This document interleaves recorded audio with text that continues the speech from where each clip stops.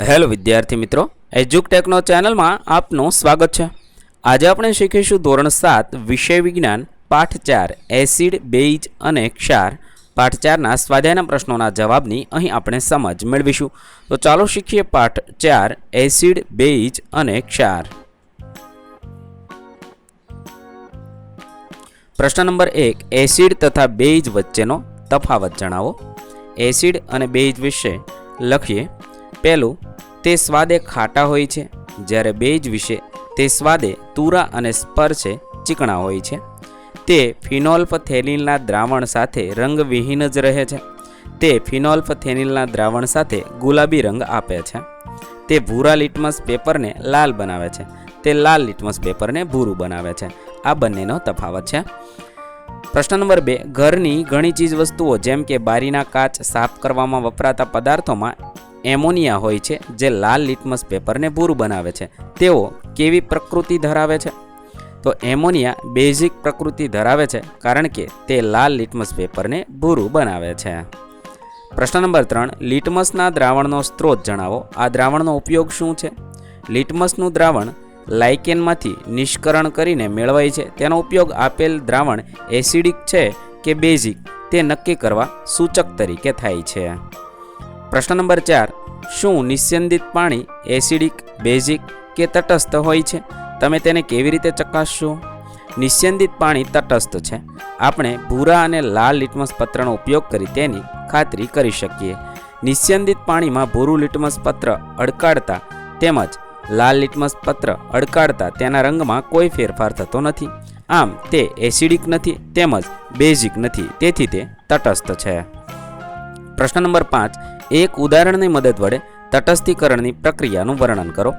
Acid અને base વચ્ચે રાસાયણિક પ્રક્રિયા થઈ ક્ષાર અને પાણી બનાવવાની રાસાયણિક પ્રક્રિયાને તટસ્થીકરણ કહે છે। ઉદાહરણ તરીકે હાઇડ્રોક્લોરિક એસિડ અને સોડિયમ હાઇડ્રોક્સાઇડ એ બેઝ વચ્ચે રાસાયણિક પ્રક્રિયા થઈ સોડિયમ ક્લોરાઇડ એટલે કે ક્ષાર અને પાણી ઉત્પન્ન થાય છે। આ તટસ્થીકરણની પ્રક્રિયા છે। એસિડ પ્લસ બેઝ, ક્ષાર પ્લસ પાણી ઉત્પન્ન થાય છે।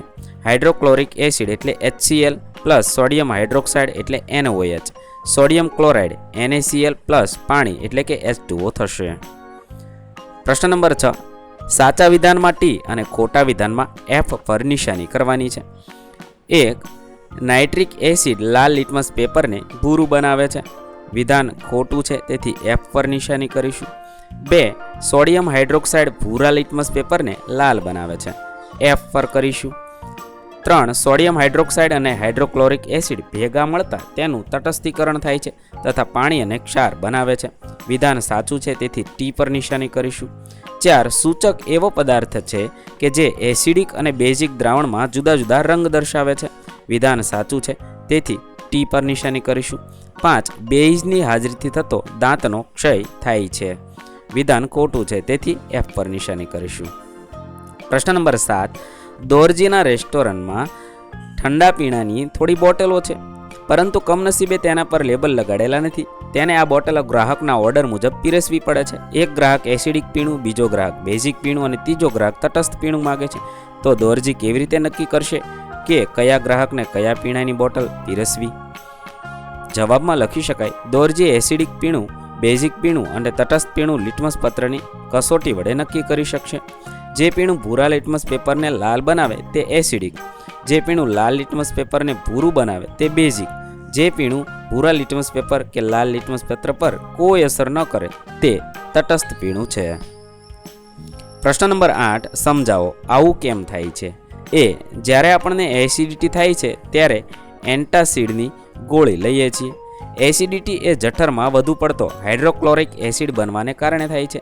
એન્ટાસિડની ગોળી લેવાથી તેમાં મેગ્નેશિયમ હાઇડ્રોક્સાઇડ બેઝિક પદાર્થ હોવાથી જઠરમાંના વધારાના એસિડને તટસ્થ કરે છે। આથી એસિડિટીમાં રાહત થાય છે। બી, જ્યારે આપણને કીડી કરડે છે ત્યારે આપણે ચામડી પર કેલેમાઇનનું દ્રાવણ લગાવીએ છીએ। કીડી કરડે ત્યારે આપણી ચામડીમાં ડંખ દ્વારા ફોર્મિક એસિડ દાખલ થાય છે, આથી ડંખવાળા ભાગમાં પીડા થાય છે। કેલેમાઇનનું દ્રાવણ લગાડવાથી તેમાં રહેલ ઝિંક કાર્બોનેટ બેઝિક પદાર્થ હોવાથી ફોર્મિક એસિડને તટસ્થ કરે છે, આથી પીડામાં રાહત રહે છે। સી. કારખાનાઓમાંથી નીકળતા કચરાને પાણીમાં વહેવડાવતા પહેલાં તટસ્થ કરવામાં આવે છે. કારખાનાઓમાંથી નીકળતો કચરો મોટાભાગે એસિડિક હોય છે.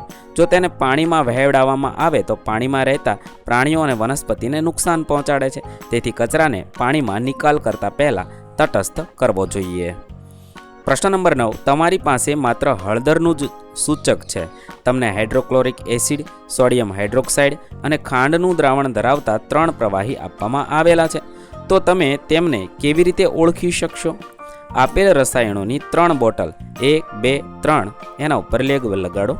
હળદરનું સૂચક પ્રવાહી કે પેસ્ટ હોય તો તેના 5 હળદર પત્ર બનાવો. હવે 3 હળદર પત્ર લઈ દરેક બોટલ પર 1, 2, 3માંના દ્રાવણને 2 ટીપા નાખો. જે બોટલનું દ્રાવણ હળદર પત્રને લાલ બનાવે તે સોડિયમ હાઇડ્રોક્સાઇડ છે. આ બોટલ પર સોડિયમ હાઇડ્રોક્સાઇડ લખો. હવે બાકી રહેલી 2 અજ્ઞાત બોટલ પૈકી એકમાંથી દ્રાવણ કસનળી અડધી ભરો અને બીજામાંથી દ્રાવણ લઈ બીજી કસનળી અડધી ભરો. પછી દરેક કસનળીમાં સોડિયમ હાઇડ્રોક્સાઇડના 10-10 ટીપા નાખો. મિશ્રણને બરાબર હલાવો. દરેક કસનળીમાં હળદર પત્ર નાખો. જે કસનળીમાં હળદર પત્ર લાલ રંગનો બને તે કસનળીમાં નાખેલ અજ્ઞાત બોટલનું દ્રાવણ ખાંડનું દ્રાવણ છે અને બાકીની બોટલમાં હાઇડ્રોક્લોરિક એસિડ છે. પ્રશ્ન નંબર 10.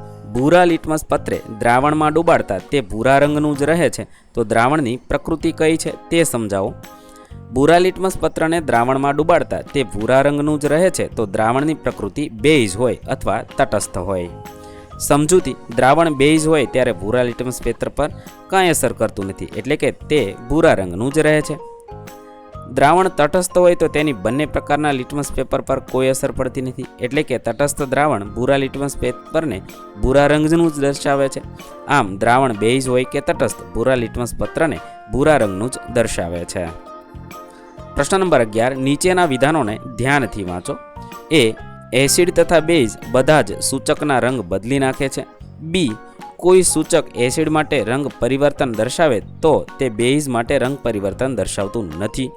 સી. જો કોઈ સૂચક બેઝ માટે રંગ પરિવર્તન ધરાવે તો એસિડ માટે રંગ પરિવર્તન દર્શાવતું નથી. ડી. એસિડ તથા બેઝનું રંગ પરિવર્તન સૂચકના પ્રકાર પર આધારિત છે. ઉપરોક્ત વિધાનોમાંથી કયા વિધાન સત્ય છે એ આપણે કહેવાનું છે. 4 ઓપ્શન આપેલા છે.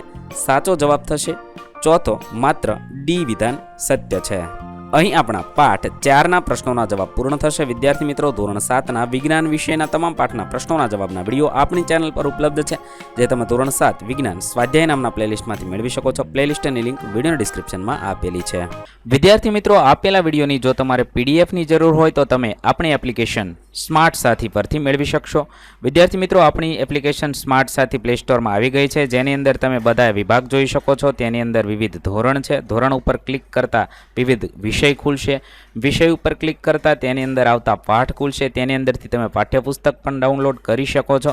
તેની અંદર આપેલા પાઠમાં ક્લિક કરતા તમે પાઠની પીડીએફ, સ્વાધ્યાયની પીડીએફ, સ્વાધ્યાયન પોથીની પીડીએફ, પાઠના વિવિધ વિડીયોઝ, સ્વાધ્યાયના વિડીયોઝ, સ્વાધ્યાયન પોથીના વિડીયોઝ બધું જોઈ શકો છો અને ડાઉનલોડ પણ માત્ર એક ક્લિકમાં કરી શકો છો. વિદ્યાર્થી મિત્રો, આપણી એપને સપોર્ટ કરજો, ડાઉનલોડ કરજો.